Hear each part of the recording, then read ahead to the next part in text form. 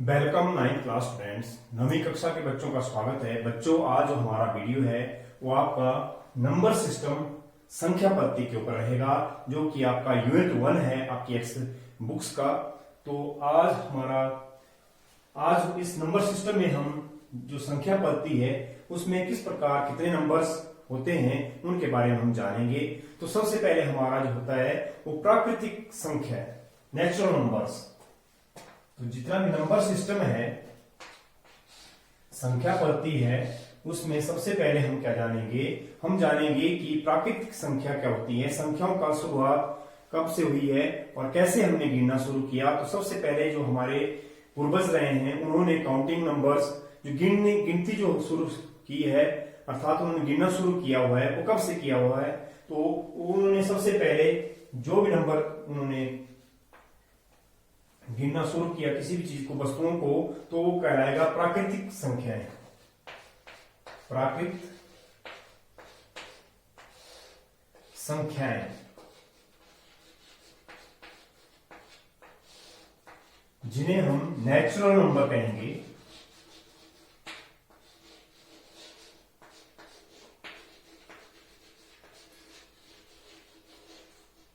और natural number के लिए जो सिंबल है वो दैट इज एन।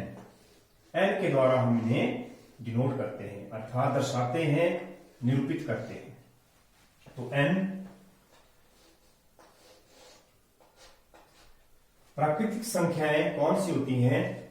वो होती है नंबर 1 से 2, 3, 4, 5, 6, 7, इस प्रकार आगे तक हम जितनी भी संख्याएं इंफिनिटी तक हम उनको गिन सकते हैं। इस प्रकार के संख्याओं का समूह जो केवल 1 से शुरुआत हो, सबसे छोटी जो प्राकृतिक संख्या होगी वो 1 होगी, और 1 से आगे की ओर गिनती जितनी भी शुरू होगी वो नेचुरल संख्याएं, नेचुरल नंबर्स, प्राकृतिक संख्याएं कहलाएंगी।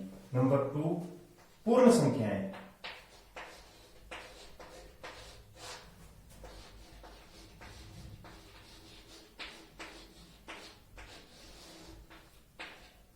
जिन्हें हम होल नंबर्स कहते हैं।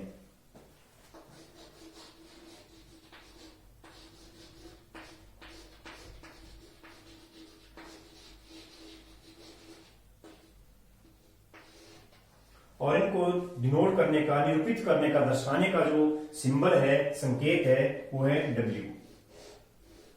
तो W के द्वारा जो अल्फाबेट है उसके द्वारा हम इसे दर्शाते हैं होल नंबर, पूर्ण संख्याएं।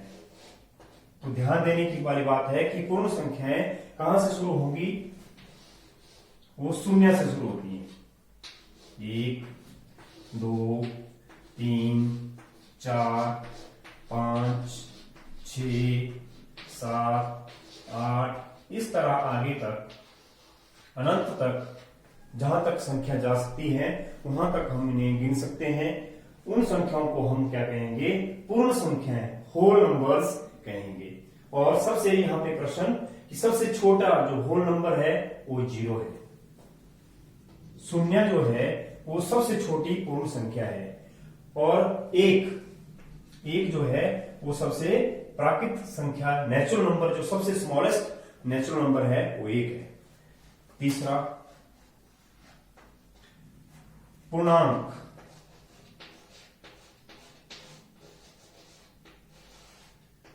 पूर्णांक जिसे हम इंटीजर कहते हैं।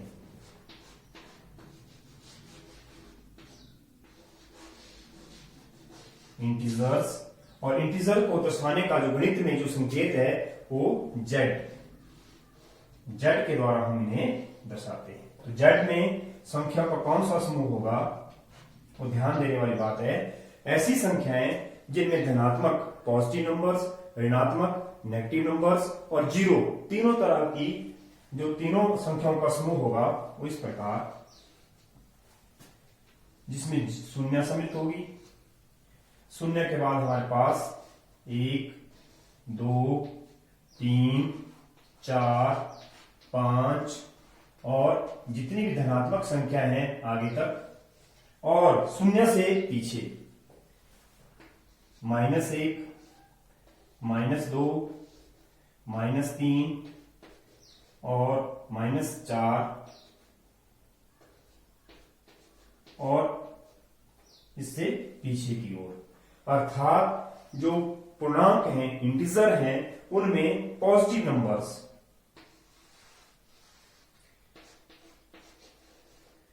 पॉजिटिव धनात्मक जितनी भी संख्या होंगी और ऋणात्मक जितनी भी हमारे पास ऋणात्मक संख्या होंगी वो सब नेगेटिव नंबर। नेगेटिव और पॉजिटिव दोनों संख्याओं का समूह जो आपस में मिलता है वो कहलाएगा पूर्णांक, जिसे हम z द्वारा दर्शाते हैं। हमारे पास जो फोर्थ नंबर जो नेचुरल नंबर है वो कहलाएगा हमारे पास परिमेय संख्याएं, जिन्हें हम रैशनल नंबर्स कहते हैं। तो परिमेय संख्या की परिभाषा वे संख्याएं जिन्हें हम p बटा q अर्थात अंश बटा हर के रूप में लिख सकते हो, और जहां पे अंश जो है वो शून्य के बराबर नहीं होना चाहिए और जो अंश और हर है वो दोनों पूर्णांक होने चाहिए। इस प्रकार की संख्या जो हमारे पास क्या कहलाएगी, वो परिमेय संख्या कहलाएगी।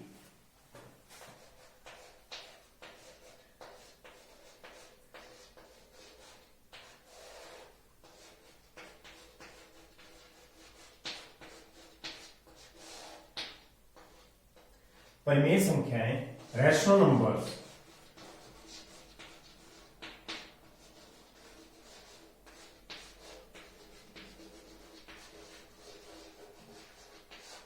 Q, जिसे हम अल्फाबेट Q के द्वारा निरूपित करते हैं, उन्हें हम क्या कहेंगे, रैशनल नंबर्स, परिमेय संख्याएं। वे संख्याएं जिन्हें हम P बटा Q के रूप में लिख सकते हो। दोज नंबर्स, इसकी डेफिनेशन जो होगी, those numbers which can be written as P upon Q, P upon Q, अंश बटा हर, numerator upon denominator, where this Q is not equal to 0। This symbol is, जो बराबर इक्वलिटी का निशान है और उसको हमने कट कर दिया है, तो बराबर नहीं है। जो Q है वो हर जो है वो शून्य के बराबर नहीं होना चाहिए। क्यों नहीं होना चाहिए? अगर हम किसी संख्या को शून्य से भाग करेंगे तो हमारे पास उसका अंश जो अपरिमित इन्फिनाइट होता है, तो Q का मान जो है शून्य नहीं होना चाहिए। शून्य से हम भाग नहीं करेंगे। और P और Q, P और Q दोनों जो हैं, P and Q are integers.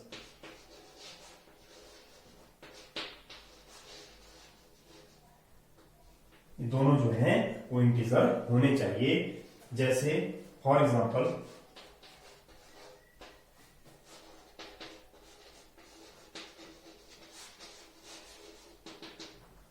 3/4, where 3 is P and 4 is Q, and this Q is not a, हमें मालूम है कि 4 जो है वो शून्य के बराबर नहीं होता है, और 3 और 4 जो हैं वो क्या है, रैशनल नंबर्स, पूर्णांक हैं। इस प्रकार हमारे पास -11/13, ये भी हमारे पास क्या है, एक रैशनल नंबर है, where 11 is P and 13 is Q, and Q is not equal to, अर्थात 13 is not equal to 0, 13 जो है 0 के बराबर नहीं है, और -11 और 13 जो क्या है, are integer.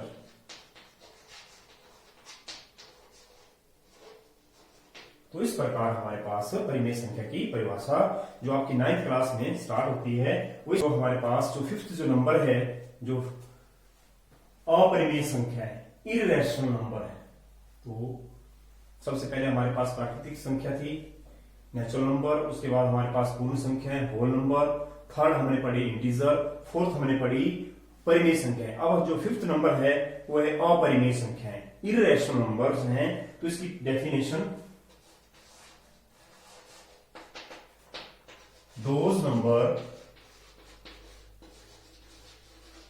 numbers which cannot be written as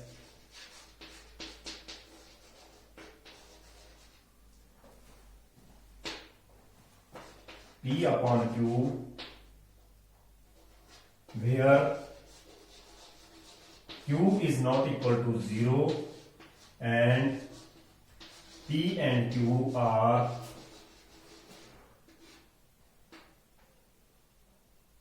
integers.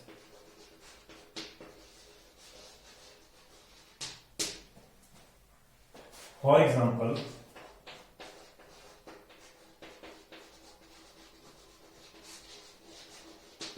हमारे पास ऐसी कुछ संख्याएं आती हैं गणित में जिनको हम p बटा q के रूप में नहीं लिख सकते हैं, और जहां पे q जो है 0 के बराबर नहीं होनी चाहिए और जो दोनों संख्या हैं वो इंटीजर होती हैं। इस प्रकार की संख्याएं जिन्हें जैसे वर्गमूल 2, वर्गमूल 3, वर्गमूल 5, पाई।